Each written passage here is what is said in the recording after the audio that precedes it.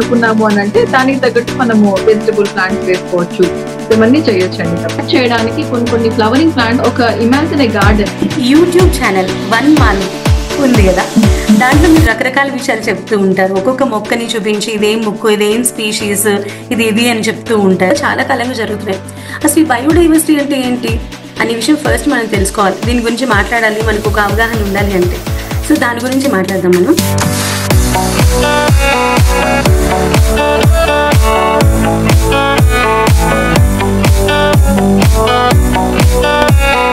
ఏది చెప్పాలి అంటే బోల్డన్ని ఉన్నాయి. తను మనతో ఉన్నారు జయలక్ష్మి గారు, శ్రీమతి జయలక్ష్మి గారు. హలో జయలక్ష్మి గారు. హాయ్ సుధా గారు, నమస్తే అండి. నమస్తే. హౌ ఆర్ యు అండి? Yeah I'm good. Right. So biodiversity అని మాట్లాడుతున్నాడు ప్రపంచ వ్యాప్తంగా చూస్తే కూడా. స్పెషల్లీ రీసెంట్ గా మన హైదరాబాద్ హెడ్లైన్స్ లోకి వచ్చింది బయోడైవర్సిటీ విషయమై. అందరూ బోల్డెని ప్రొటెస్టులు చేశారు. బయోడైవర్సిటీ బాగుండాలంటే ఇవి చేయకూడదు, అవి చేయకూడదు అని బోల్డెని విషయాలు జరిగాయి. పొలిటికల్ విషయాలు పక్కన పెట్టేస్తే అసలు ఈ బయోడైవర్సిటీ అంటే ఏంటి?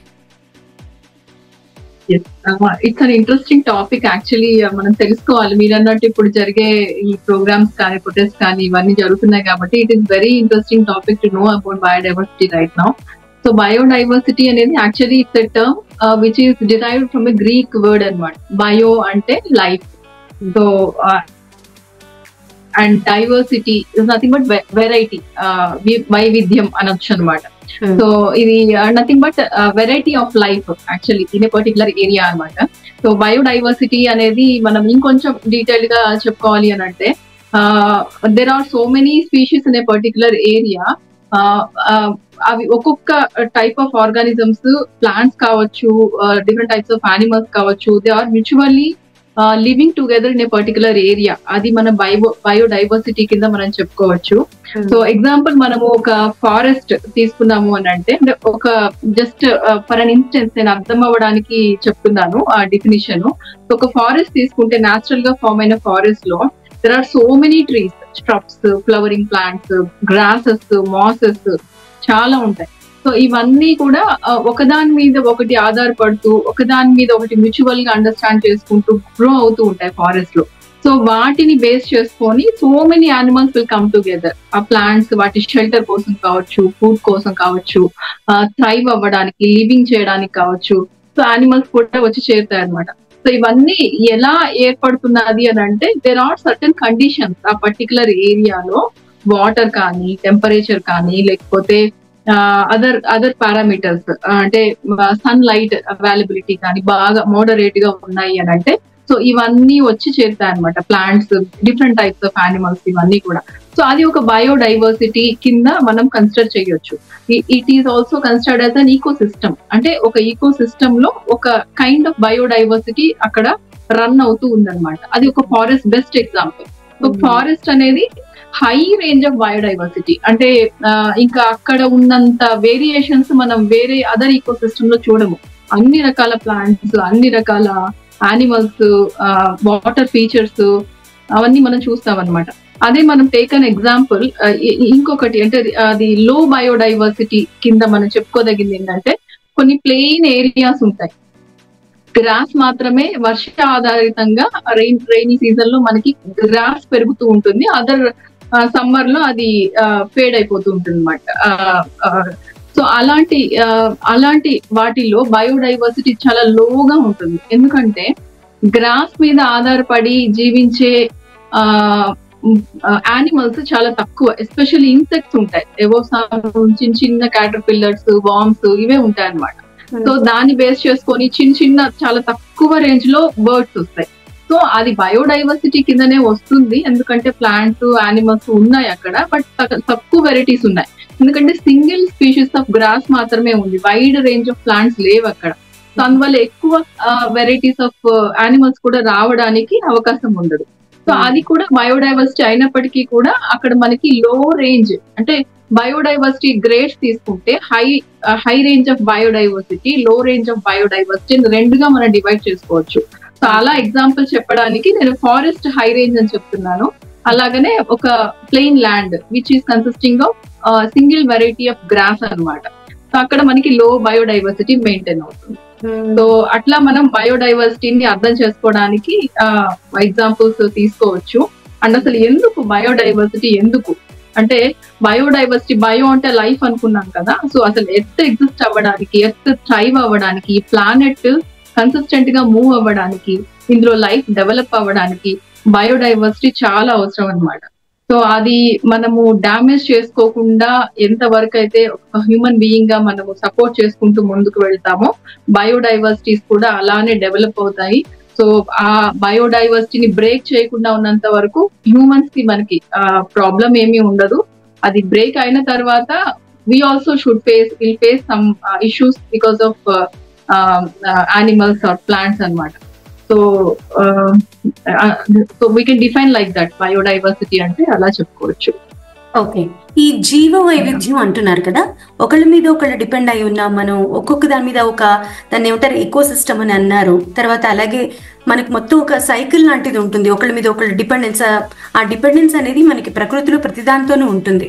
సో ఈ బయోడైవర్సిటీ అన్నది చెడినప్పుడు మనకి ఎటువంటి పరిణామాలు జరుగుతాయి? మనం దీన్ని ఆర్టిఫిషియల్ గా చెడగొట్టచ్చు, లేకపోతే సహజంగానే అది పాడవుతూ వస్తుంది. కాబట్టి పరిణామ క్రమంలో అలా కానప్పుడు ఏం జరుగుతుందండి? యా, సో మీరు అన్న పాయింట్ కరెక్టే. So there are 2 types of disasters. Biodiversity breakup చేయడానికి హ్యూమన్ ఇన్వెన్షన్ కావచ్చు, అదర్వైజ్ ప్రకృతి పరంగా జరిగే కొన్ని పరిణామాలు కావచ్చు. సో ప్రకృతి పరిణామాలు మనకు చూసుకుంటే గనక ఒక్కొక్కసారి మనకి ఇప్పుడే అనుకున్నాం కదా, biodiversity which consist of some ecosystem. అది ఒక ఫుడ్ చైన్ ద్వారా యానిమల్స్, ప్లాంట్స్ కలిసి జీవించే ఒక మంచి హెల్దీ ఎన్విరాన్మెంట్ అన్నమాట. సో అది ఒక ప్రపంచం అనుకోవచ్చు, అదొక స్మాల్ మైన్యూట్ మినీ వరల్డ్ అక్కడ ఈకో సిస్టమ్ లో జీవించే ప్లాంట్స్ అన్నిటికీ కూడా. సో ఇంత చక్కగా జీవించే ఈ ఆర్గానిజమ్స్ అన్ని ఒక్కొక్కసారి ఈ ఫుడ్ చైన్ బ్రేకప్ అవ్వడం కానీ, లేకపోతే సిస్టమ్ బ్రేక్ కావడం కానీ జరుగుతుంది ప్రకృతి పరంగా. ఎలా అంటే ఇప్పుడు మనకు వచ్చే సునామీస్ కావచ్చు, ఎర్త్క్వేక్స్ కావచ్చు, ఇంకా అదర్ ఫారెస్ట్ లో జరిగే ఫైర్ యాక్సిడెంట్స్ కావచ్చు, ఇలాంటివన్నీ కూడా ప్రకృతి పరంగా జరిగేవి అనమాట. సో ఇలా జరిగినప్పుడు మనకి ఫుడ్ చైన్ బ్రేక్ అవుతుంది. అంటే ఆ పర్టికులర్ ఏరియాలో ఏ రకమైన ప్లాంట్స్ ఉన్నాయో, లేకపోతే యానిమల్స్ ఉన్నాయో, ఎక్కువ అంటే లార్జ్ క్వాంటిటీలో అవి చనిపోవడం జరుగుతుంది. సో అప్పుడు ఎగ్జాంపుల్ కొన్ని ప్లాంట్స్ ఒక్కసారి ఫారెస్ట్ లో ఉన్న ప్లాంట్స్ అన్ని పోయాయి అనుకున్నాం. సో పెద్ద పెద్ద ప్లాంట్స్, చిన్న చిన్నవి అన్ని బర్న్ అయిపోయి. సో అప్పుడు ఏమవుతుంది, షెల్టర్ పోతుంది. దాని మీద డిపెండ్ అయ్యే మంకీస్ ఎస్పెషల్లీ, అండ్ కింద ఆకుల్ని తినే ఎలిఫెంట్స్, తర్వాత రకరకాల వాటి మీద ఆధారపడే రకరకాల యానిమల్స్ అన్ని కూడా ఆహారం అనేది పోతుంది. సో ఎప్పుడైతే అలాంటి డ్రాట్ కండిషన్ వస్తుందో, ఆటోమేటిక్ గా ఫారెస్ట్ లో ఉన్న యానిమల్స్ అన్ని కూడా ఒక్కసారి బౌండరీస్ దాటిపోయి, ఈకో సిస్టమ్ దాటి బయట ప్రపంచం అంటే అదర్ వరల్డ్ లోకి వచ్చేస్తాయి. సో అదే మనం అనుకుంటాం కదా, పులులు బయటకు వచ్చేసాయి, చిరుతలు బయటకు వచ్చేస్తున్నాయి. సో ఇవన్నీ ఏంటి అని అంటే సంథింగ్ అక్కడ వాటికి ఆవాసం చెడిపోతుంది. అది ప్రకృతి పరంగా కావచ్చు, హ్యూమన్ ఇన్వెన్షన్ కావచ్చు. సో అలాగా ఎక్కువ అంటే ఎన్వైరన్మెంటల్ గా యాక్సిడెంట్స్ జరిగినప్పుడు పెద్ద ఎత్తులో మనకి అది బ్రేక్ అయిపోతుంది. ఎలా బ్రేక్ అయినప్పటికీ, ఎలా డ్యామేజ్ అయినప్పటికీ కూడా హ్యూమన్స్ కి ఇంపాక్ట్ ఉంటుంది అనమాట. సో అందుకనే మనము కాపాడుకోవాలి ఆ బయోడైవర్సిటీ అనేది బ్రేక్ కాకుండా. వాటిని అట్లీస్ట్ జనరల్ గా ఏంటంటే ఈ బయోడైవర్సిటీ కానీ, ఈకో సిస్టమ్స్ కానీ మనం ఎవరము ఫామ్ చేసింది కాదు, ప్రకృతి పరంగా ఫామ్ అయినవే.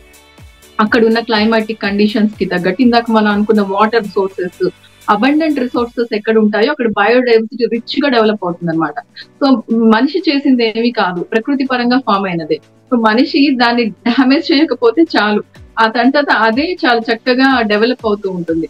సో బట్ అలా కాకుండా బికాస్ ఆఫ్ అర్బనైజేషన్ కావచ్చు, లేకపోతే అగ్రికల్చర్ నీడ్స్ ఎక్కువ అయిపోయేసి ఆక్యుపై చేయడము ఫారెస్ట్ ని, ఇలాంటివన్నీ కూడా హ్యూమన్ ఇన్వెన్షన్స్ మన వల్ల అంటే ఇంటెన్షనల్ గా చేసేవన్నమాట ఈ బయోడైవర్సిటీ డ్యామేజ్ చేసే యాక్టివిటీస్ అంటే. సో అలా జరిగినప్పుడు కూడా అక్కడ ఫుడ్ చైన్ బ్రేకప్ అయ్యి, వాటికి ఆహారం దొరక్క షెల్టర్ పోయి, అక్కడున్న వైల్డ్ యానిమల్స్ కావచ్చు, లేకపోతే అదర్ చిన్న చిన్న యానిమల్స్ ఏదైనా కానీ అవి ఇంకా వాటిని వెతుక్కుంటూ వేరే ప్రపంచానికి ఎత్తుక్కుంటూ బయటకు వచ్చేస్తాయి. సో అలా రావడం వలన మనకే ఇబ్బంది రేపు, ఎందుకంటే అవేమి డొమెస్టిక్ యానిమల్స్ కాదు, అవి కొంచెం క్రూయల్ గా ఉంటాయి. అండ్ వైల్డ్ యానిమల్స్ ని తట్టుకోవడం కష్టం, టైగర్స్ లాంటివి బయటకు వచ్చినప్పుడు. ఇవన్నీ ఎందుకు జరుగుతున్నాయంటే because of these 2 reasons. Either natural disaster అయినా అయిండొచ్చు, అదర్వైజ్ హ్యూమన్ ఇన్వెన్షన్ అయినా అయిండొచ్చు. సో అలా అట్లీస్ట్ మన సైడ్ నుంచి మనము ఫారెస్ట్ ని ప్రొటెక్ట్ చేసుకుంటూ దాన్ని బ్రేక్ చేయకుండా, దాన్ని విచ్చలవిడిగా వాడేసుకోవాలని చెప్పేసి ఆక్యుపై చేయకుండా మనం కొంచెం జాగ్రత్తగా ఉన్నాము అంటే చాలా వరకు బయోడైవర్సిటీ దానంతట అదే మెయింటైన్ అవుతుంది. మనకి కూడా ఫర్దర్ ప్రాబ్లం అనేది రాకుండా ఉంటుంది అనమాట. రైట్. అయితే జయలక్ష్మి గారు, ఇప్పుడు బయోడైవర్సిటీ అంటే యానిమల్స్ వాటి పరిధి నుంచి బయటికి వచ్చేసి వేరే ప్రపంచాన్ని వెతుక్కోవడానికి ప్రయత్నం చేసినప్పుడు మనకి చాలా ఇబ్బంది అవుతుంది, వాటికి కూడా చాలా ఇబ్బంది అవుతుంది, అవి కూడా మనలేవు, విచిత్ర ప్రపంచం వాటికి కొత్తగా ఉంటుంది. ఇది పక్కన పెడితే దీనివల్ల మనకి వాటికి ఉన్న ఇబ్బంది పక్కన పెడితే దీనివల్ల ప్రకృతి పరంగా, క్లైమేట్ పరంగా చాలా మార్పులు వస్తాయి. బయోడైవర్సిటీ చెడినప్పుడు సహజంగా కావచ్చు, లేకపోతే హ్యూమన్ ఇంటర్వెన్షన్ వల్ల కావచ్చు, ఏ విధంగా అయినా కూడా అది ప్రకృతి చెడినప్పుడు వాతావరణంతో సైతంగా చాలా మార్పులు వస్తాయి క్లైమేట్ లో అంటారు. క్లైమేట్ పరంగా బయోడైవర్సిటీ చెడినప్పుడు ఎలాంటి మార్పులు వస్తాయి? క్లైమేట్ పరంగా బయోడైవర్సిటీ బ్రేక్ అయినప్పుడు ఏమవుతుందంటే జాగ్రఫికల్ గా చేంజెస్ వస్తాయి. ఎగ్జాంపుల్ కొన్ని వల్కనిక్ ఎరప్షన్స్ జరిగినప్పుడు, సో జాగ్రఫికల్ గా ఆ ల్యాండ్స్ అనేది ఐలాండ్స్ గా మారిపోవడము. సో ఇంతకు ముందు ఉన్న Sri Lanka actually it's an part of in India. So ఆ తర్వాత అది అలా సెపరేట్ గా, అంటే ఓషన్ కొంచెం ఎక్సెసివ్ గా ముందుకు వచ్చినప్పుడు కూడా అది అట్లా వెళ్ళిపోవడము. సో అప్పుడు ఏమవుతుందంటే అదొక సెపరేట్ ఈకో సిస్టమ్ ఉంది. యాక్చువల్లీ అది ఇంతకు ముందు ఈస్టర్న్ ఘాట్స్ లో పార్ట్ అన్నమాట. సో అట్లానే వెస్టర్న్ ఘాట్స్ ఇవన్నీ కూడా మనకి సహజంగా యాక్చువల్లీ గ్లోబల్ గా చూస్తే ఇదంతా కూడా ఒక పెద్ద ecosystem. But break down because of climatic changes కావచ్చు, ఎన్విరాన్మెంటల్ చేంజెస్ కావచ్చు, అట్లానే ఇంకేదైనా అదర్ ఒక్కసారి కలిగే డిజాస్టర్స్ కావచ్చు, వీటన్నిటి వల్ల జాగ్రఫికల్ గా చేంజెస్ వస్తున్నాయి. మూవ్ అవుతూ ఉంటుంది జాగ్రఫికల్ గా, ల్యాండ్ అనేది మూవ్ అవుతూ ఉంటుంది. సో దీని వల్ల కూడా మనకి అంటే మళ్ళీ కొత్తగా ఏర్పడాలి. ఎగ్జాంపుల్ ఒక వల్కనిక్ ఎరప్షన్ జరిగింది, వల్కనిక్ ఎరప్షన్ జరిగింది అంటే ఒక ల్యాండ్ లో ఉన్న ఒక వల్కెనో బర్న్ అదే అది ఎరప్ట్ అయింది. సో అక్కడ ఇంతకు ముందు వెజిటేషన్ ఉండేది, యానిమల్స్ ఉన్నాయి, అక్కడ కూడా ప్లాంట్స్ ఉన్నాయి. ఈవెన్ వల్కనోస్ ఉన్నా కూడా దానికి పైన కొంచెం దగ్గరగా ప్లాంట్స్ ఉంటాయి, దాని మీద డిపెండ్ అయిన యానిమల్స్ ఉంటాయి, ఇవన్నీ ఉంటాయి. ఒక్కసారి అది అయిపోయినప్పుడు మనకి అక్కడ ల్యాండ్ అంతా డ్రై అయిపోతుంది. సో డ్రై అయిపోయినప్పుడు ఏమవుతుంది, యానిమల్స్ చాలా వరకు చనిపోతాయి, చెట్లన్నీ పోతాయి, మొత్తం అది కొన్ని వేల సంవత్సరాలు ఇంపాక్ట్ ఉంటుంది క్లైమాటిక్ గా జరిగినప్పుడు. సో చాలా సో అది తర్వాత అది ఎప్పుడైతే అది బాగా చల్లగా అయిపోయి మళ్ళీ నార్మల్ స్టేట్ కి వస్తుందో అక్కడ ఉన్న ల్యాండ్, అప్పుడు నెమ్మదిగా సింగిల్ సెల్ ఆర్గానిజమ్స్, దాని నుంచి మళ్ళీ చిన్న దాన్ని పట్టుకొని జీవించే కొన్ని ఇన్సెక్ట్స్, దాని నుంచి చిన్న గ్రాసెస్, ఆ గ్రాసెస్ కొంచెం డెవలప్ అయ్యి దాని నుంచి మళ్ళీ కొన్ని ప్లాంట్స్, అట్లా ఆ ప్లాంట్స్ ని బేస్ అయిన కొన్ని యానిమల్స్, అట్లా మళ్ళీ నెమ్మదిగా ఫామ్ అవ్వాలి. సో ఎప్పుడైతే ఈ న్యాచురల్ గా జరుగుతుంది, అది పెద్ద ఎత్తులో జరిగే నష్టము. అఫ్ కోర్స్ అలా జరిగినప్పటికీ కూడా ప్రకృతికి తెలుసు అది మళ్ళీ ఎలా దాన్ని ఇక్కడ బ్రేక్ అయినా కానీ ఇంకొక చోట ఎలా స్టార్ట్ అవుతుంది. సో ఇదంతా న్యాచురల్ గా జరిగిపోతూ ఉంటాయి. దానివల్ల హ్యూమన్ బీయింగ్స్ కి పెద్దగా అంటే మనకి ఆస్తి నష్టం ఉండొచ్చు. అఫ్ కోర్స్ హ్యూమన్ ఎలాగైతే యానిమల్స్ అక్కడ ప్రాణాలు కోల్పోతాయో, ప్లాంట్స్ చనిపోతాయో, ఇక్కడ హ్యూమన్ బీయింగ్స్ కి అదే ఎఫెక్ట్. బట్ మళ్ళీ ఆ ల్యాండ్ నార్మలైజ్ కావడానికి కొన్ని వేల సంవత్సరాలు పడుతుంది. సో అది న్యాచురల్ గా జరిగినప్పుడు.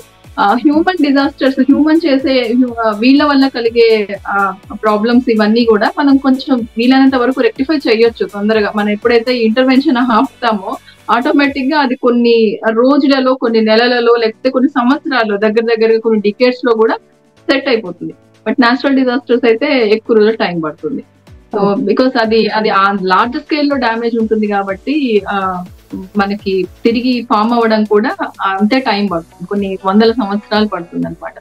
సో అలానే వెజిటేషన్ రావడానికి, బయోడైవర్సిటీ అంటేనే మనకి మొక్కలు బాగా వెరైటీస్ ఆఫ్ ప్లాంట్స్ ఉండడము, అలానే వెరైటీస్ ఆఫ్ యానిమల్స్ ఉండడము. ప్లాంట్స్ ఉంటేనే కదా యానిమల్స్ వస్తాయి. సో ఆ ప్లాంట్స్ రావాలి అని అంటే సాయిల్ బాగుండాలి, వాటర్ సోర్సెస్ బాగుండాలి. సో ఎక్కడైతే ఈ రెండు చక్కగా ఉంటాయో, టెంపరేచర్ అది ప్రాపర్ గా అబండెంట్ గా సన్లైట్ ఉంటుందో, వాటర్ రిసోర్సెస్ ప్రాపర్ గా ఉంటాయో, మైల్డ్ కండిషన్స్ మెయింటైన్ అవుతాయో. ఎగ్జాంపుల్ మనము అమెజాన్ ఫారెస్ట్ తీసుకోవచ్చు. అక్కడ ఈ కండిషన్స్ అన్ని ప్రాపర్ గా ఉంటాయి అన్నమాట. సో డెన్స్ వెజిటేషన్ ఉంటుంది, ఎప్పుడు రైన్ ఫాల్, అది అందుకనే మనం ట్రాపికల్ రైన్ ఫారెస్ట్ అంటాము. సో అక్కడ మనకి ఆ కండిషన్స్ అంతా ప్రాపర్ గా ఉండడం వలన ఈ యానిమల్స్, ప్లాంట్స్ అంత డైవర్సిఫైడ్ గా పెరుగుతూ ఉంటాయి అన్నమాట. అదే ఒక డిజర్ట్ తీసుకోండి, ఆ డిజర్ట్ లో మనకి డైవర్సిటీ లో డైవర్సిటీ అంటాం, ఆ లో గ్రేడ్ లో ఉంటుంది. సో ఎందుకు అని అంటే అక్కడ చాలా తక్కువ ప్లాంట్స్, ఏవో సమ్ క్యాక్టస్ రిలేటెడ్ ప్లాంట్స్ ఉంటాయి. అలానే మనకి యానిమల్స్ అంటే క్యామెల్ లాంటివి, కొన్ని వెరైటీస్ ఆఫ్ స్నేక్స్ ఉంటాయి. అంతేకాని అంతకు మించి ఎక్కువ రేంజ్ లో మనం ఎక్స్పెక్ట్ చేయలేము డిజర్ట్ లో. బట్ అదే డిజర్ట్ ఒకప్పుడు ఒక ఓషన్ అనమాట. ఓషన్ మీరు ఇందాక అన్నారు కదా, ఎన్విరాన్మెంటల్ డిజాస్టర్ అదర్వైజ్ ఇలాగా అక్కడి నుంచి జాగ్రఫికల్ చేంజెస్ జరిగి డిజర్ట్ గా మారిపోయింది ఒక ఓషన్ అనేది. సో ఆ ఓషన్ లో ఇప్పుడు బయోడైవర్సిటీ నెమ్మదిగా పెరుగుతూ చిన్న చిన్నగా ఈ స్నేక్స్ లాంటివి రావడం, క్యామెల్స్ లాంటివి ఏవైతే సర్వైవ్ అవుతాయి, ఏవైతే అడాప్ట్ అవుతాయి, స్పెషల్లీ అడాప్ట్ అవుతాయో అలాంటివన్నీ కూడా ఆ డిజర్ట్ లోకి వచ్చి నెమ్మదిగా చేరుతుంటాయి. సో అట్లాగా, సో దట్స్ ఇంతకు ముందు ఉన్న ఓషన్స్ అన్ని డిజర్ట్స్ గా మారాయి కొన్ని కొన్ని ప్లేసెస్ లో. సో అట్లానే వల్కనోస్ అన్ని ఎరప్ట్ అయినప్పుడు అదంతా డ్రై ల్యాండ్ గా మారిపోయింది. స్లోగా వెజిటేషన్ స్టార్ట్ అవుతుంది. సో స్లోగా ఈ యానిమల్స్ కూడా వచ్చి చేరుతాయి అనమాట. సో అలాగా న్యాచురల్ డిజాస్టర్స్ అనేది కొంచెం పెద్ద ఎత్తులోనే డ్యామేజ్ జరుగుతుంది. బట్ మళ్ళీ అది రీఫార్మ్ అవ్వడానికి కూడా చాలా చాలా కొన్ని వందల వేల సంవత్సరాలు పడతాయి. హ్యూమన్ ఇంటర్వెన్షన్ వల్ల జరిగే ఇవంతా కూడాను రెక్టిఫై చేసుకోవచ్చు. సో ఇవి తొందరగా మనం కరెక్ట్ చేసుకొని ఈకో సిస్టమ్ ని హెల్దీగా మార్చుకోవచ్చు. బయోడైవర్సిటీని ఇంకొంచెం డీటెయిల్డ్ గా మనము అర్థం చేసుకోవడానికి I just want to tell you 2 different example. మన డొమెస్టిక్ లెవెల్లో బయోడైవర్సిటీ ఎలా చూడాలి, సో పిల్లలకి ఈజీగా అర్థమైతే, అంటే my intention is to educate the children, especially వాళ్ళకి చిన్నప్పటి నుంచే అబ్జర్వేషన్ ద్వారా ఇందులో ఒక ఫుడ్ చైన్ నడుస్తోంది, అందులో ఎన్నో జీవులు మనం అబ్జర్వ్ చేస్తే గానీ తెలియదు. అక్కడ ఎన్నో వందల వేల రకాల జీవరాశులు అక్కడ బ్రతుకుతున్నాయి మనలాగా. సో వాటిని ఎలా ఐడెంటిఫై చేయాలనేది పిల్లలకి ఫస్ట్ తెలియాలి. అలానే వరల్డ్ వైడ్ గా కూడా అసలు ఎలా ఉంది బయోడైవర్సిటీ అనేది కూడా ఒక చిన్న ఎగ్జాంపుల్ తో చెప్తాను. సో మనకి డొమెస్టిక్ అంటే మన చుట్టుపక్కల సరౌండింగ్ ఏరియాస్ లో జనరల్ గా ఎవరి ఇంటి ముందైనా ఇండిపెండెంట్ హౌస్ కావచ్చు ఉంటే ఎస్పెషల్లీ ఇవి ఉంటాయి కదండి, front yard or back yard gardens ఉంటాయి. సో ఎగ్జాంపుల్ ఒక ఇమాజిన్ ఏ గార్డెన్, ప్లాంట్స్ కావచ్చు, వెజిటబుల్ ప్లాంట్స్ కావచ్చు. సో ఇలా రకరకాల మొక్కలతో ఉంది ఆ గార్డెన్. ఆ గార్డెన్ లో ఒక చిన్న వాటర్ ఫీచర్ కూడా ఉంది, ఒక స్వాంప్ కావచ్చు, లేకపోతే చిన్న పాండ్, ఏదైనా వాటర్ స్కాటర్డ్ వాటర్ ఉంది, అండ్ ప్లాంట్స్ ఉన్నాయి. సో అండ్ గ్రాస్ కూడా వాళ్ళు లాన్ లాగా వేసుకున్నారు. సో ఇలాంటి ఒక ఈకో సిస్టమ్ మనం అప్పుడప్పుడు చూస్తుంటాం. అంటే ఏదైనా ఒక రిసార్ట్ కి వెళ్ళినప్పుడు కావచ్చు, కొన్ని కొన్ని ఇండిపెండెంట్ హౌసెస్ లో కూడా మెయింటైన్ చేస్తారు, విలేజెస్ లో కూడా ఇది కామన్ గా ఉంటుంది అనమాట. సో ఇలాంటి ప్లేసెస్ లో మనం అబ్జర్వ్ చేస్తే అక్కడ చిన్న చిన్న పూలు పూసినప్పుడు దాని మీద, అంటే ఆ హనీ కోసం అని చెప్పేసి రకరకాల బీస్ వస్తాయి, హనీ బీస్ కావచ్చు, డిఫరెంట్ కైండ్స్ ఆఫ్ బీస్ కావచ్చు.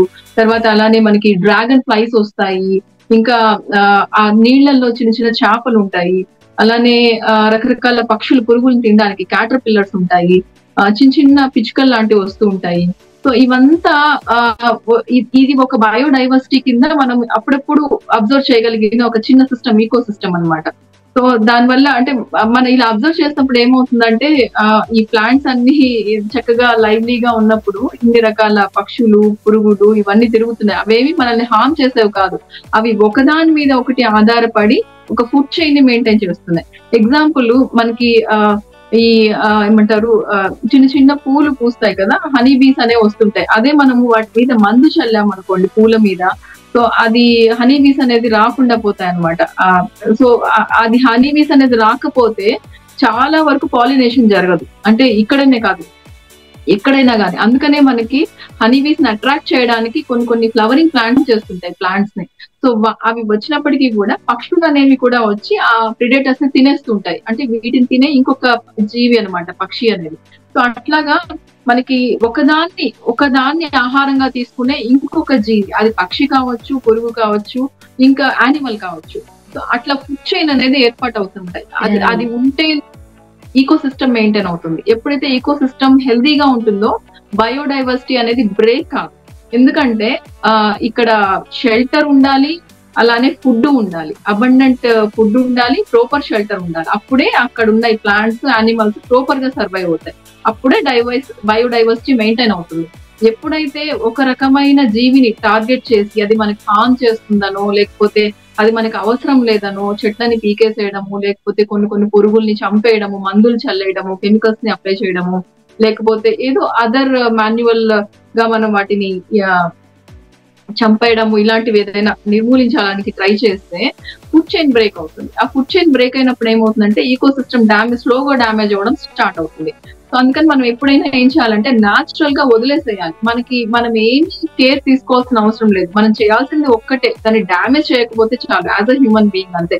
వాటంతటా అవే ఎంత పాపులేషన్ మెయింటైన్ అవ్వాలి, ఏ సీజన్ లో ఎలాంటి వర్మ్స్, ఎలాంటి ఇన్సెక్ట్స్ ఆ క్లైమేట్ లో సర్వైవ్ అవుతాయి, ఎంత పాపులేషన్ లో మెయింటైన్ అవ్వాలి, వాటిని ఫుడ్ గా బేస్ చేసుకొని అదర్ ఇన్సెక్ట్స్ ఎన్ని రావాలి, వాటిని ఫుడ్ గా బేస్ చేసుకొని ఎన్ని బర్డ్స్ రావాలి, ఇవన్నీ ఆటోమేటిక్ గా మెయింటైన్ అయిపోతాయి. ఓన్లీ థింగ్ మనం ఒక్కటే దాన్ని మనం డిస్టర్బ్ చేయకూడదు హ్యూమన్ బీయింగ్స్ అంతే.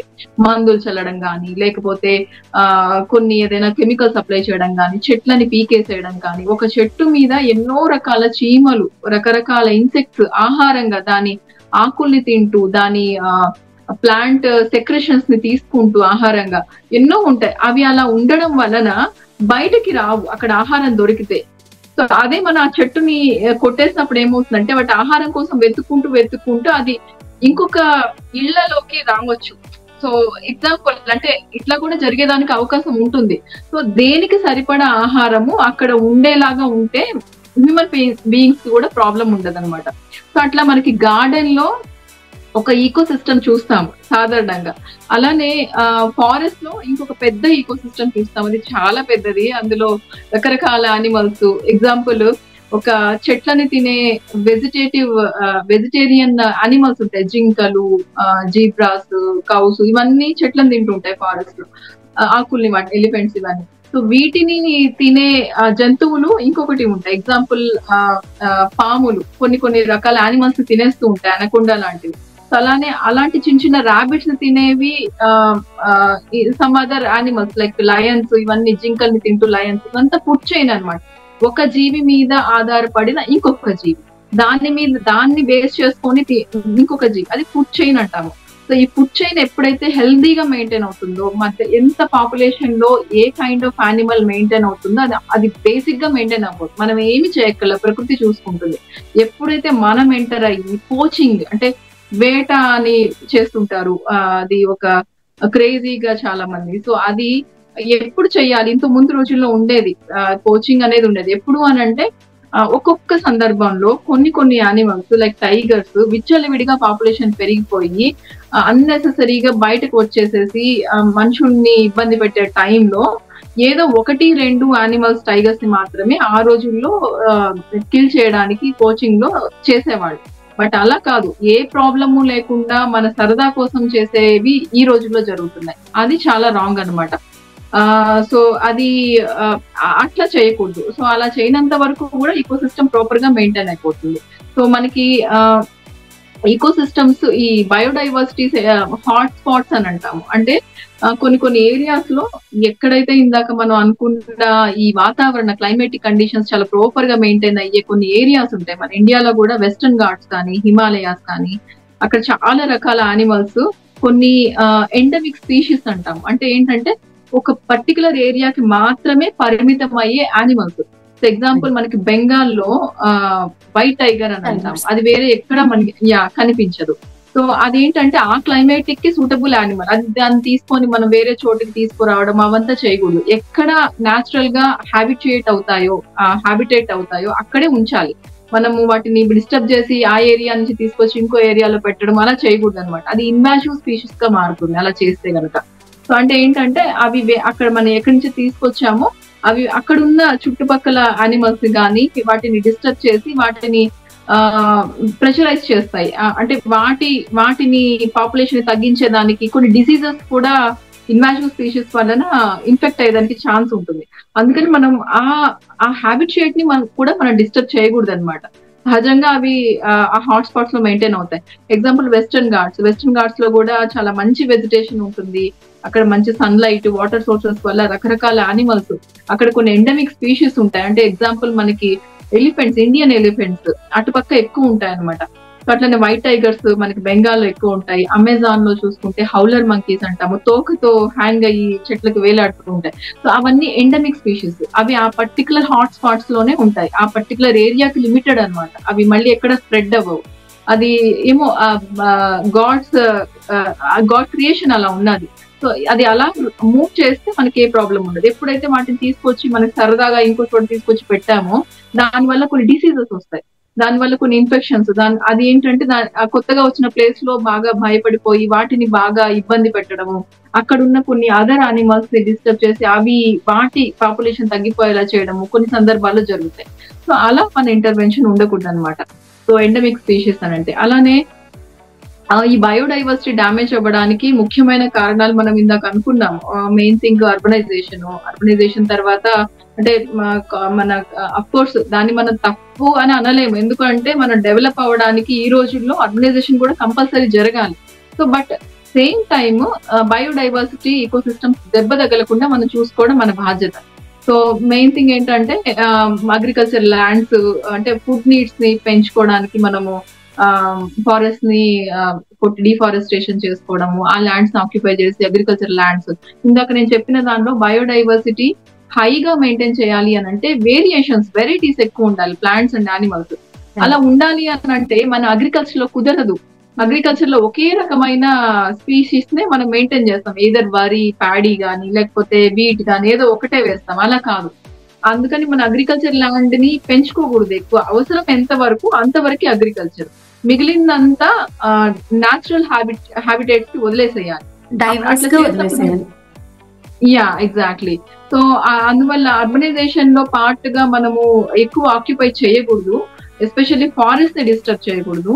అండ్ అలా చేసినప్పుడు హ్యాబిటేట్ లాస్ అవుతుంది. సో అలా దానివల్ల మనం మళ్ళీ తిరిగి యానిమల్స్ అన్ని ఇక్కడ మనం నివసించే రెసిడెన్షియల్ ఏరియాస్ కు రావడము ఇదంతా జరుగుతుంది. సో అందుకని మనము అర్బనైజేషన్ లో పార్ట్ లో ఈ ల్యాండ్స్ డిస్టర్బ్ చేయకుండా ఉంటే సరిపోతుంది.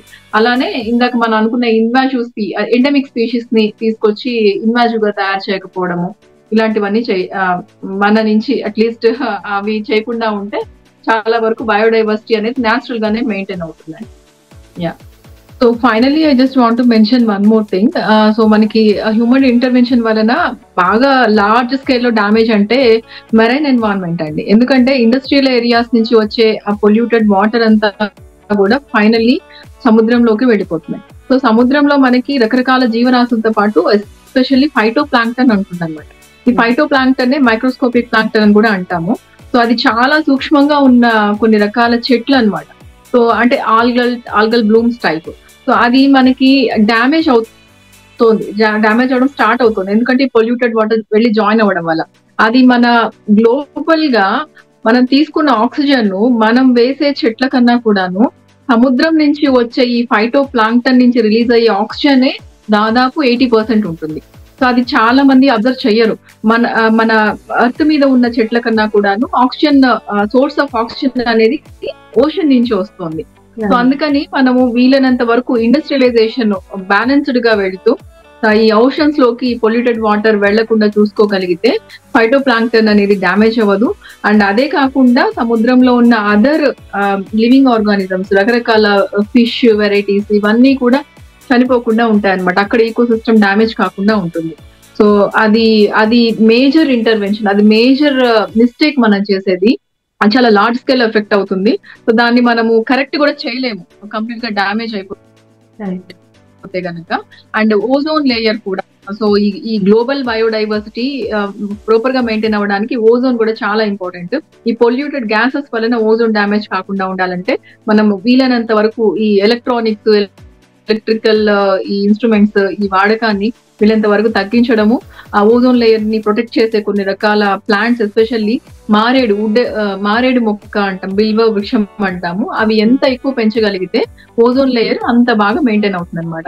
సో ఇలాంటివి అట్లీస్ట్ మనం చేయకుండా ఉంటే బయోడైవర్సిటీ అనేది చక్కగా మెయింటైన్ అవుతుంది. వండర్ఫుల్.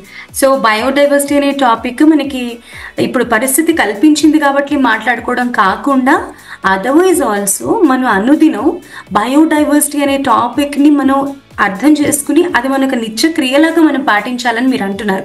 ఎందుకంటే మనం మనుషుల నుంచి జంతువులకి, జంతువుల నుంచి ఇతర జీవరాశులకి, ఆ తర్వాత ఈ జలరాశులకి, జలచరాలకి, ఇక మొత్తం అన్నిటికీ కూడా ఒక అద్భుతమైన లింక్ ఉంది. ఈ లింక్ని మనం కట్ చేయకుండా ఉంటే బాగు చేసినంత ఫలితం అని మీరు అంటున్నారు.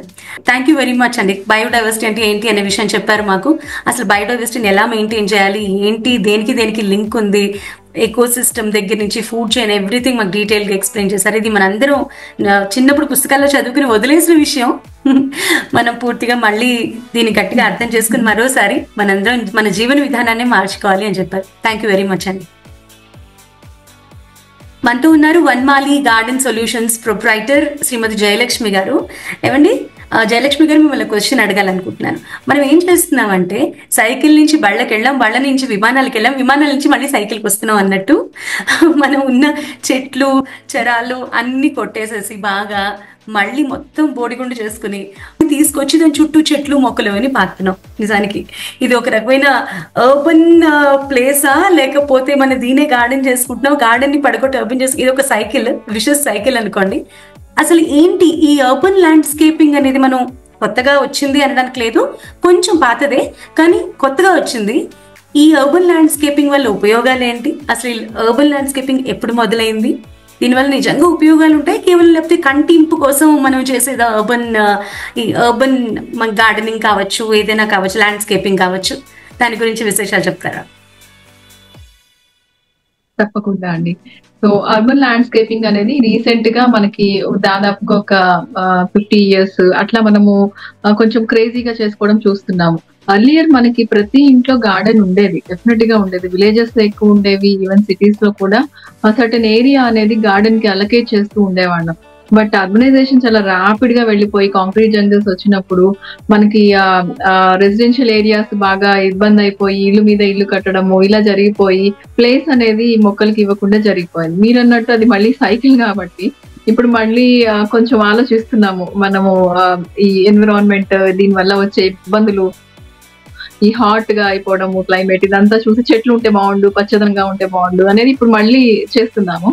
సో ఇది మనకి అర్బన్ ల్యాండ్స్కేపింగ్ అంటే జనరల్ గా కొంచెం అఫీషియల్ గా అంటే ప్రొఫెషనల్ గా మనం ఎలా చేస్తాము అని అంటే సర్టెన్ ఏరియా, ఒక పర్టికులర్ ల్యాండ్ లో కన్స్ట్రక్షన్ అనేది ఇంత 3/4 అయితే 1/4 ఏరియా మనం అట్లీస్ట్ మినిమం 1/4 ఏరియా మన గార్డెన్ కి కేటాయించుకుంటాము. సో దానిలో పెట్టే చెట్లు 2 రకాలుగా ఉంటుంది. ఓన్లీ ఫర్ ఆస్థెటిక్ లుక్ అని అంటే దానిలో మనం కొన్ని ఆర్నమెంటల్ ప్లాంట్స్ ఎక్కువగా మనం వెళ్తాం, లాన్స్ వేస్తాము. సో దానివల్ల మనకి యూజ్ అనేది చెప్పాలి అని అంటే ఒక రకంగా మనం లాన్ అనేది ఒక బెడ్ గా మనం అక్కడ పోయి ఎంజాయ్ చేసి వాక్ చేసి దానిలో కూర్చొని సమ్ రెస్ట్ఫుల్ గా సమ్ స్ట్రెస్ ఫ్రీగా మనం ఫీల్ అవుతాము. అదే కొన్ని ఆర్నమెంటల్ ప్లాంట్స్ ఎస్పెషల్లీ కొన్ని ఉంటాయి, బుష్ టైప్ స్ట్రబ్స్ వెరైటీస్, అవన్నీ ఏంటంటే వాటి వల్ల ఓన్లీ థింగ్ బెనిఫిట్ అంటే మనకి అస్థెటిక్ లుక్ తో పాటు ఎయిర్ ప్యూరిఫైయర్స్. అవి మోస్ట్లీ స్నేక్ ప్లాంట్స్ కానీ, జెడ్ ప్లాంట్ కానీ, సమ్ అదర్ అరికా పామ్స్ కానీ, ఎక్కువ శాతం అరికా పామ్స్ వేస్తుంటాం, కొబ్బరి చెట్లు లాగా ఉంటాయి అనమాట. సో బట్ అది కూడా మనం తెలియట్లేదు చాలా మందికి, అవి మనము ఎడిబుల్ కాదని అనుకుంటాం. యాక్చువల్లీ ఇది వక్క చెట్లకి ఒక జాతి, అందులో ఒక స్పీషీస్ అనమాట వక్క బీటిల్ నట్లో సారికా పామ్ అనేది. సో చాలా మంది వేస్తుంటారు, ఫ్రూటింగ్ చాలా లేట్ గా వస్తుంది. సో అట్లా రకరకాల ఆర్నమెంటల్ ప్లాంట్స్ ని మన ఆస్థెటిక్ లుక్ కోసం ఎస్పెషల్లీ వేసుకుంటూ ఉంటాం, గ్రీనరీ కంటికి ఇంపుగా కనిపించాలి అని చెప్పేసి. కొంతమంది ల్యాండ్స్కేపర్స్ ఉంటారు, కొంతమంది రిక్వైర్మెంట్ ఎలా ఉంటుందంటే అది దాని వల్ల ఒక ప్రొడక్షన్ ఉండాలి. సో ఓన్లీ చూడడానికే కాదు, సో దాని వల్ల సంథింగ్ మనం బెనిఫిట్ ఫీల్ అవ్వాలి. ఇంతకుముందు విలేజెస్ లో లాగా ఫ్రూట్ ఫ్రూట్ బేరింగ్ ప్లాంట్స్ వేస్తారు. సో కోకోనట్ ప్లాంట్స్ కావచ్చు, అవెన్యూ కింద కోకోనట్స్ కోకోనట్ ప్లాంట్స్ వేస్తాము. ఈ మధ్య మళ్ళీ స్టార్ట్ అయింది. ఇంతకు ముందు అవెన్యూ అంటే అశోక చెట్లు, వాటి వల్ల పెద్ద ఉపయోగం ఏమి ఉండేది కాదు, అంటే నీడనిస్తాయి. Of course Ashoka actually 2 varieties. Sita Ashoka అంటేనే మనకి షేడ్ ఇస్తుంది అనమాట. మామూలు పొడవుగా వెళ్ళేది పెద్ద షేడ్ అనేది ఉండదు. సో అది ఓన్లీ ఆర్నమెంటల్, అది మనం పట్టించుకోకర్లేదు. సో అలాగా మనకి ఆ ఫ్రూట్ ప్లాంట్స్ ఈ మధ్య అవెన్యూ కింద ఈత చెట్లు వేస్తున్నారు. అంటే ఇండియన్ పామ్ వెరైటీ అది. సో కోకోనట్స్ వేసుకుంటున్నారు. ఇంకొంతమంది కొంచెం నీడ కూడా రావాలి అన్నట్లుగా కొన్ని మ్యాంగో ట్రీస్ అలాంటివి కూడా మనకి అవెన్యూ కింద వేస్తున్నారు అనమాట. కొంతమంది ఫ్లవరింగ్ ప్లాంట్స్ ఇష్టపడతారు, బాగా బ్యూటిఫుల్ గా ఉంటాయి అని చెప్పేసి. సో ఫ్లవరింగ్ ప్లాంట్స్ అయినా ఫ్రూటింగ్ ప్లాంట్స్ అయినా they will attract the birds అనమాట. They will attract some useful insects. So అదే మనం ఆర్నమెంటల్ ప్లాంట్స్ వేస్తే ఈకో సిస్టమ్ కి పెద్దగా యూజ్ లేదు. ఓన్లీ థింగ్ ఎయిర్ ప్యూరిఫైయర్స్ అనుకుంటున్నాం మనం. సో అస్థెటిక్ లుక్ ఒకటి. సో అలా మనము ల్యాండ్స్కేపింగ్ అనేది గత 50 years నుంచి కొంచెం అస్థెటిక్ వ్యూ కోసమే ఎక్కువ శాతం వేస్తున్నాము. బట్ గత ఒక లాస్ట్ 5 years నుంచి కూడా కొంచెం ట్రెండ్ మారింది. ప్రొడక్షన్ కోసం కూడా మనం చూద్దాము అన్నట్టుగా కొంచెం ఇలాంటి మొక్కల కింద వస్తూ ఉన్నారు. బట్ స్టిల్ గవర్నమెంట్ ఆఫీసెస్ కానీ కొన్ని ప్రైవేట్ ఆర్గనైజేషన్స్ కానీ ఇప్పటికీ అస్థెటిక్ వ్యూకే ప్రిఫరెన్స్ ఎక్కువ ఇస్తున్నారు అనమాట. సో అలాగా మన ల్యాండ్స్కేపింగ్ అనేది 2 రకాలుగా యూజ్ అవుతుంది. అస్థెటిక్ లుక్ అండ్ ప్రొడక్షన్ కూడా మనం తీసుకోవచ్చు. సో ఈ ఏస్థెటిక్ అపీల్ అనేది కంటికి ఇంపు మాత్రమే, ఉపయోగం అనేది పెద్దగా ఉండదు. మనం ఏదో ఒక చక్కటి ప్రకృతి వనంలో ఉంటున్నట్టు, మన చుట్టూ ఆ పచ్చదనం ఉన్నట్టు ఒక భావన కలిగించడానికి కళ్ళ కోసం మనం చేసుకునేది ఇది. అయితే నిజంగా ఈ గ్రీన్ స్పేసెస్ ని కనుక మనం ఉపయోగించుకోదలుచుకుంటే, అంటే ఫర్ ఎగ్జాంపుల్ ఒక ఆఫీస్లో ఇంటర్నల్ గా చిన్న చిన్న మొక్కలు వేసుకుని కొంచెం ఎయిర్ ప్యూరిఫైర్స్ వేసుకుని అక్కడున్న వాతావరణం కొంచెం ఎయిర్ ప్యూరిఫై చేసుకోవడం, ఇవన్నీ పక్కన పెడితే కొంచెం నిజంగా ఉపయోగించుకోవాలి. అంటే దీన్ని ఒక నాచ్ పైకి తీసుకెళ్ళి, ఈ అర్బన్ ల్యాండ్స్కేపింగ్ కాస్త ఒక నాచ్ పైకి తీసుకెళ్ళి మనం దాన్ని మంచిగా నిజంగా ఉపయోగకరంగా చేసుకోవాలి అంటే ఏమేం చెయ్యొచ్చు అండి? సో యాక్చువల్ గా యూటిలైజేషన్ గా మనం తీసుకోగలిగితే not only for air purification but we also have to take some productivity. ఇందాక మనం అనుకున్నాం కదా, సో హార్టికల్చర్ వైపు మనం కొంచెం చూడాలండి. సో అగ్రికల్చర్ వేరు, హార్టికల్చర్ వేరు. అగ్రికల్చర్ లో we use to produce some grains అనమాట, పల్సెస్, గ్రెయిన్స్ ఇవి చేస్తుంటాం. సో దానివల్ల ప్రకృతికి పెద్దగా ఉపయోగం లేదు. అది దానివల్ల బయోడైవర్సిటీ కూడా అంతగా మెయింటైన్ అవ్వదు, ఎందుకంటే సింగిల్ కైండ్ ఆఫ్ క్రాప్స్ అవన్నీ కూడా. సో అలా కాకుండా హార్టికల్చర్ లోకి వెళితే అండ్ ఇంటర్ క్రాప్స్ కనుక మనం చేసుకోగలిగితే ఒక పర్టికులర్ ఈవెన్ సర్టెన్ ఒక 100 square yards అయినా లేకపోతే ఒక ఏకర్ లార్జ్ స్కేల్ లో తీసుకున్నా కూడాను different kinds of fruit bearing plants మనం వేసుకోవచ్చు ఇంటర్ క్రాప్స్ కింద. ఎగ్జాంపుల్ ఒక మ్యాంగో ఫార్మ్ తీసుకున్నాం అనుకోండి, ఇంటర్ క్రాప్ కింద సపోటా వేయొచ్చు, జామ వేయొచ్చు, అండ్ ఇంకా దాని మధ్య ఉన్న ప్లేస్ లో మనం వెజిటబుల్స్ కూడా మనం తీసుకోవచ్చు అనమాట. సో అలా మనము హై డెన్సిటీ అంటే తక్కువ ప్లేస్ లో ఎక్కువ వెరైటీస్ ఆఫ్ ప్లాంట్స్ తీసుకోవడం వల్ల బయోడైవర్సిటీ మెయింటైన్ అవుతుంది. అలానే మనకి ప్రొడక్షన్, మనకు ఒక కమర్షియల్ గా వెళ్ళాలంటే వెళ్ళొచ్చు, అదర్వైజ్ మనకి ఒక ఉపయోగం అనేది ఉంటుంది అనమాట. So always horticulture crops are the best crops for landscaping. అవి మనం బార్డర్ లో కూడా వేసుకోవచ్చు. మనం మధ్యలో స్పేస్ యూటిలైజ్ చేసుకుంటూ బార్డర్ లో వేసుకోవడం వల్ల ప్రొడక్షన్ వస్తుంది, మధ్యలో స్పేస్ లో మన లాన్స్ అస్థెటిక్ లుక్ కూడా మనం మెయింటైన్ చేసుకోవడానికి అవకాశం ఉంటుంది అనమాట. So that is the way that I use to implement in for my clients. Actually horticulture తప్పకుండా వేయిస్తుంటాను. అయితే మీరు రకరకాల క్లయింట్స్ డీల్ చేసి ఉంటారు. మీకు గార్డెన్ సొల్యూషన్స్ ఎక్స్పర్ట్ తర్వాత మీరు రకరకాలు చేశారు, ఇంకా మియా ఓకే ఫారెస్ట్ అని అవి ఇవి చేశారు, బోల్డ్ అన్ని మీ క్లయింట్స్ రకరకాలుగా ఉంటారు. So tell me something about మాలాంటి, అంటే న్యాచురల్ ఒక ల్యాండ్ ఉంది అనుకోండి, suppose if I have a land, ఒక చిన్న బిట్ ల్యాండ్ ఉంది, ఏదో 150 square yards సంథింగ్, అది ఖాళీగా ఉంది, I want do some vegetation in that. So అట్లాంటప్పుడు అక్కడ నేను ఉండట్లేదు, I'm not sure whether I'm going to construct a house or not. అలాంటి ఒక ల్యాండ్ ఉన్న వాళ్ళకి ఎవరికైనా సరే మీరు అక్కడ ఏదైనా పెంచుకోవాలి, ఏదైనా చేయాలి అనుకుంటే ఎలాంటి సొల్యూషన్స్ ఉంటాయి, మీరు ఎలాంటివి జనరల్గా మీ క్లయింట్స్ కి ప్రొవైడ్ చేస్తూ ఉంటారు? టేక్ ఎన్ ఎగ్జాంపుల్, మీరు 150 square yards అని అంటున్నారు. సో 150 square yards లో మనము అట్లీస్ట్ ఒక 2-3 families కి సరిపడా ఫుడ్ అనేది మనం ప్రొడ్యూస్ చేసుకోవచ్చు. దట్ ఈస్ ఎగ్జాక్ట్లీ మనం ఏంటంటే we have to plan and organize the plants while we're doing the plantation. మనకి సీజనల్ ఫ్రూటింగ్ ప్లాంట్స్ ఉంటాయి. ఎగ్జాంపుల్ మ్యాంగో అనేది ఓన్లీ సమ్మర్ లో వస్తుంది, అండ్ రైనీ సీజన్ లో జామకాయలు వస్తాయి. అండ్ వింటర్ లో సమ్ అదర్ ఆర్నమెంటల్ ఫ్రూట్స్ అనేవి, మల్బరీ, అంజీరు, ఇలాంటివన్నీ మనకి వింటర్ లో ఎక్కువ వస్తుంది, ప్యాషన్ ఫ్రూట్, ఇవన్నీ కూడా. సో మనం ప్లాన్ చేసుకునేటప్పుడు ఎలా ఉండాలంటే, ఒక సీజన్ లో ఒక కైండ్ ఆఫ్ ఫ్రూట్ ని మనం క్రాప్ మనం హార్వెస్ట్ చేసుకున్నామంటే, ఆ సీజన్ అయిపోయిన తర్వాత నెక్స్ట్ ఇంకొక సీజన్ లో ఇంకో వెరైటీ ఆఫ్ ఫ్రూట్ ని మనం తీసుకోగలగాలి. సో మనం అలా ప్లాన్ చేసుకుంటే, సో మనం ఆ ప్లానింగ్ ఎలా ఉండాలి అని అంటే, సీజనల్ వైజ్ గా క్రాప్స్ అనేది పెట్టుకోవాలన్నమాట. అది బార్డర్ లో కావచ్చు, లేకపోతే ఒక బ్లాక్ లాగా డివైడ్ చేసుకొని, ఒక ఈ బిట్ లో ఈ సమ్మర్ క్రాప్స్ ఉన్నాయి, ఈ బిట్ లో వింటర్ క్రాప్స్ వేసాం, ఈ బిట్ లో రెయినీ సీజన్ క్రాప్స్ వేసాము, అలా సెపరేట్ గా చేసుకోవచ్చు. అది అదర్వైజ్ ఇంటర్ క్రాప్ కింద ఒక వరుసలో రెండు సమ్మర్ క్రాప్స్ కి మధ్యలో ఒక వింటర్ క్రాప్ వేసుకోవచ్చు. సో ఇదేంటంటే, మనం అక్కడ చూసుకోవాల్సింది ఏంటంటే, దానికి పెద్దగా ఏమి రూల్స్ లేవు. చాలా పెద్ద ప్లాంట్, పెద్ద ట్రీ వైజ్ గా పెరిగే ప్లాంట్ కి మధ్యలో వేసే ప్లాంట్ కొంచెం shrub లాగా పెరగాలి. అది కూడా మరి భారీ చెట్టు లాగా కాకుండా ఉంటే అన్ని సర్వైవ్ అవుతాయి అన్నమాట. సో అలా మనం సీజనల్ గా మనము హార్వెస్ట్ అనేది చేసుకోవడానికి అవకాశం ఉంటుంది. అండ్ ఇంకా మిగిలిన స్పేస్ లో కూడా మనం, ఎస్పెషల్లీ ఇప్పుడు మనకి వెజిటబుల్స్ కానీ ఫ్రూట్స్ కానీ అంతా కెమికల్లీ కోటెడ్ కదా ఇప్పుడు, సో కెమికల్లీ గ్రోన్ ఇవన్నీ. సో అవి మనం అవాయిడ్ చేయడానికి ఫ్రూట్స్ కానీ వెజిటబుల్స్, ఎస్పెషల్లీ మనం డైలీ యూస్ చేసేది ఎక్కువ శాతం వెజిటబుల్స్. సో ఆ వెజిటబుల్స్ అట్లీస్ట్ మనం లీఫీ వెజిటబుల్స్ లాంటివైనా కూడా చాలా ఈజీగా పెంచుకోవచ్చు. కాబట్టి ఈ ప్లాంట్స్ మధ్యలో ఉన్న ఖాళీ ప్లేస్ లో అంతా కూడాను ఈ వెజిటబుల్స్, టొమాటో, మిర్చి లాంటివి అన్ని వెజిటబుల్స్ కూడా మనం దాదాపుగా పెంచుకోవచ్చు ఆ కొంచెం స్పేస్ లో కూడాను. సో ఆర్గనైజ్డ్ గా పెట్టుకోవాలి. బార్డర్ లో వేసే పెద్ద ప్లాంట్స్, మధ్యలో రెండు ఇంటర్ క్రాప్ గా ఏం పెట్టాలి, అండ్ మిగిలిన స్పేస్ లో మనము షేడ్ ని బట్టి, సన్లైట్ ని బట్టి ఎలాంటి మొక్కల్ని ప్లాంట్ చేయాలి వెజిటబుల్స్ లో. సో అలా అన్ని రకాల మొక్కల్ని వేసుకోవడం వలన మనకి ప్రొడక్షన్ రావడమే కాకుండా బయోడైవర్సిటీ ఈకో సిస్టమ్ కూడా చాలా బాగా మెయింటైన్ అవుతుంది. రకరకాల పక్షులు వస్తాయి, అవి తినేదానికి కూడా మనము ల్యాండ్స్కేపింగ్ లో బర్డ్ ఫీడింగ్ ఫ్రూట్ ప్లాంట్స్ అనేది వేస్తాం అనమాట. బర్డ్ చెర్రీస్ అని, నక్కెర మొక్కలు అని చెప్పి. సో అలా వేయడం వలన మనకి కావాల్సిన ఫుడ్స్ డామేజ్ చేయవు ఈ బర్డ్స్ అనేవి వచ్చి. సో ఇలాంటివి కూడా మనం కన్సిడర్ చేసి వేయడం వలన చక్కగా గార్డెన్ మెయింటైన్ చేయొచ్చు, మనం ప్రాఫిట్ తీసుకోవచ్చు. అంటే కమర్షియల్ గా వెళ్ళాలన్నా మనం చేసుకోవచ్చు. మనం వేసే వెరైటీ ఆఫ్ ప్లాంట్ ని బట్టి ఉంటుందన్నమాట. ఎంత ప్లేస్ ఉంది దాన్ని కూడా కన్సిడర్ చేస్తాం. ఇవన్నీ పారామీటర్స్ ని చూసుకుని వేస్తాం అనమాట. సో మనకి ఓన్లీ ఫర్ మన ఇంటి వరకే అని అనుకున్నాము అని అంటే, దానికి తగ్గట్టు మనము వెజిటబుల్ ప్లాంట్స్ వేసుకోవచ్చు.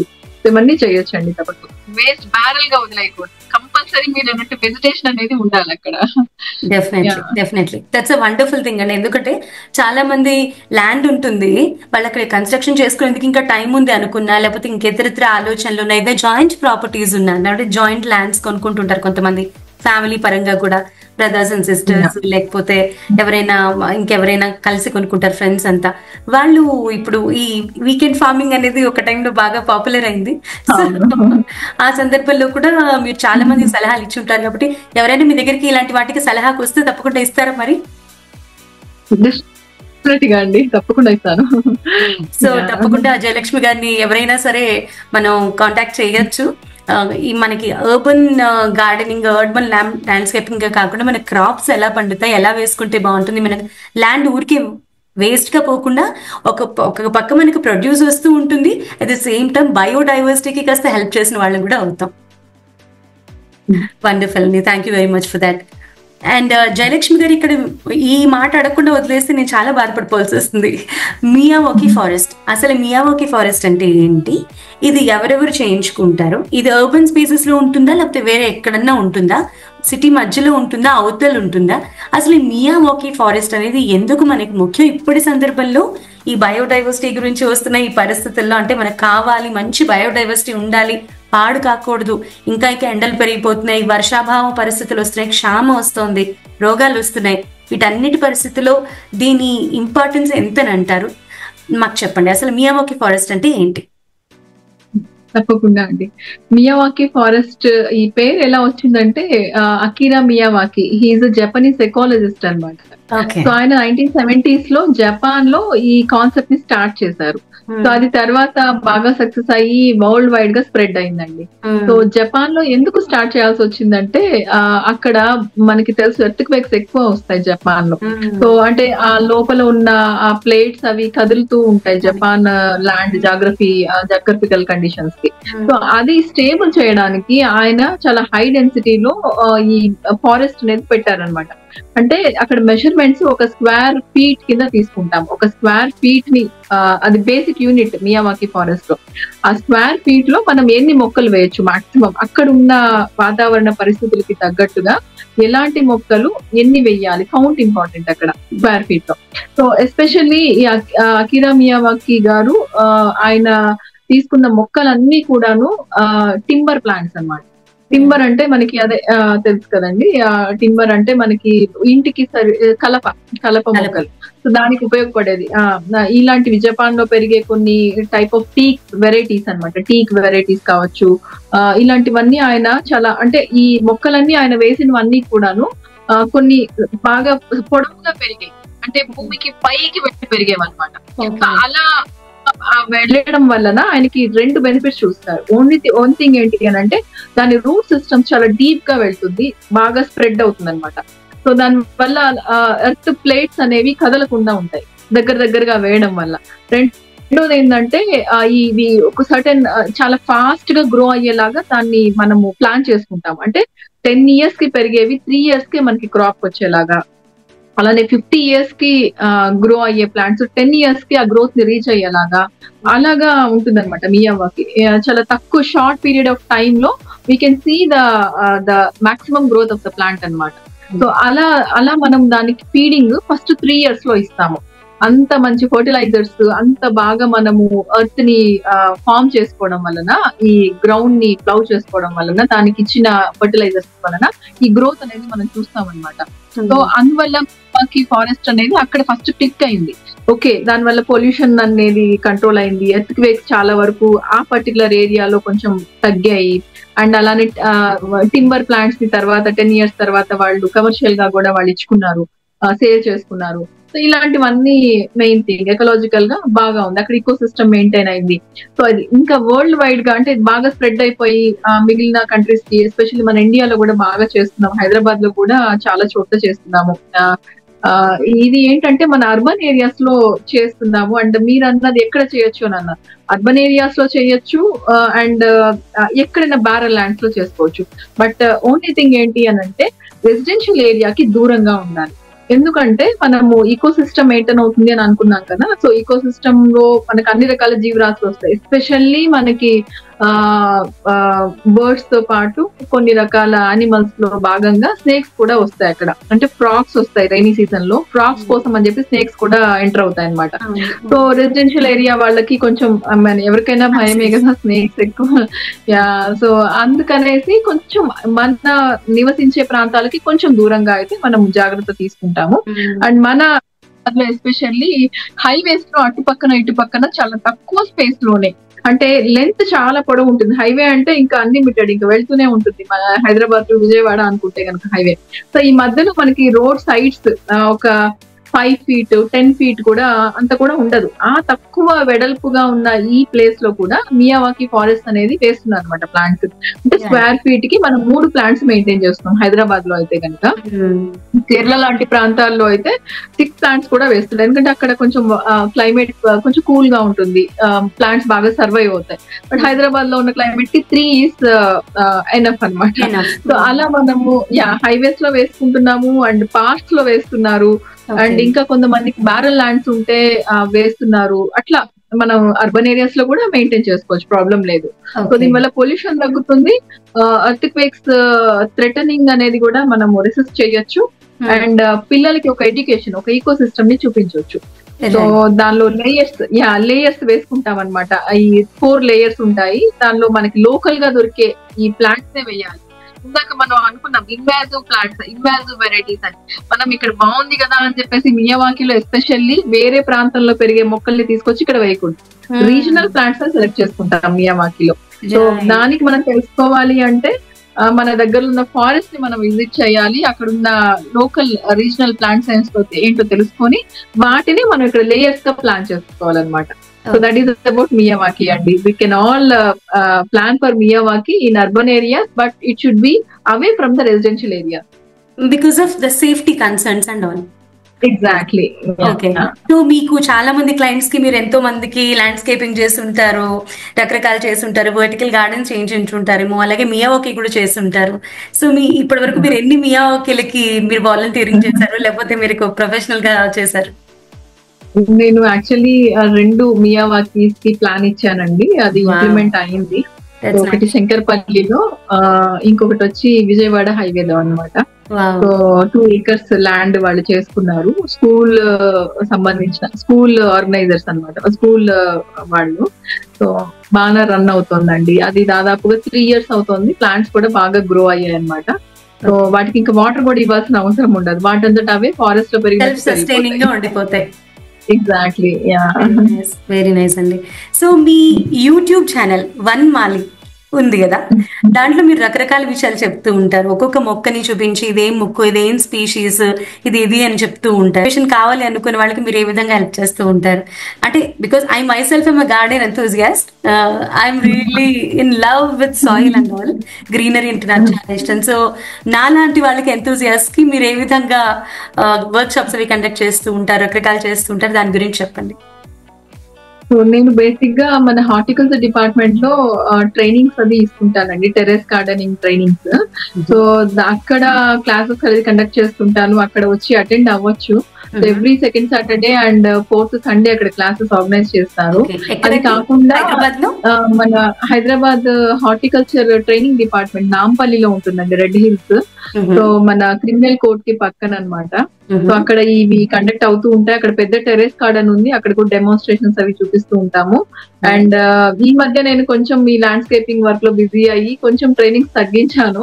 యూట్యూబ్ కూడా ఈ మధ్య చేయడం టైం ఉండట్లేదు అనమాట. But I want to restart it again definitely. మీరు అన్నట్టు రకరకాల మొక్కల గురించి చెప్పడం నాకు బాగా సరదా అది. సో నేను మళ్ళీ స్టార్ట్ చేస్తాను. యూట్యూబ్ లో కూడా నేను అవి పోస్ట్ చేయడానికి ట్రై చేస్తానండి డెఫినెట్ గా. అండ్ ప్రైవేట్ అంటే ఎన్జిఓస్ కూడా కొంతమంది కండక్ట్ చేస్తుంటారు ఈ ట్రైనింగ్స్. సో వాళ్ళు ఇన్వైట్ చేసినప్పుడు కూడా నేను వెళ్ళి చెప్తుంటాను. సో అలాంటివి ఏదైనా ప్రోగ్రామ్స్ ఉన్నప్పుడు I will definitely post in my status actually. So అది అలాంటి ప్లేసెస్ కి అందరూ కూడా అటెండ్ అవ్వచ్చు, నో ప్రాబ్లం. వండర్ఫుల్ వండర్ఫుల్ అండి. Thank you very much me valuable time మాకు ఇచ్చినందుకు. అండ్ ఇంత వాస్ట్ గా అసలు బయోడైవర్సిటీ గురించి అండ్ మియావాకి ఫారెస్ట్ గురించి, ఇంకా ప్రకృతి ఎలా ఉండాలి ఏంటి అనే సంగతి గురించి, అర్బన్ ల్యాండ్స్కేపింగ్ గురించి అన్నిటి గురించి చెప్పినందుకు చాలా చాలా thanks Jayalakshmi garu. Thank you very much for your time. Thank you so much అండి. Thank you.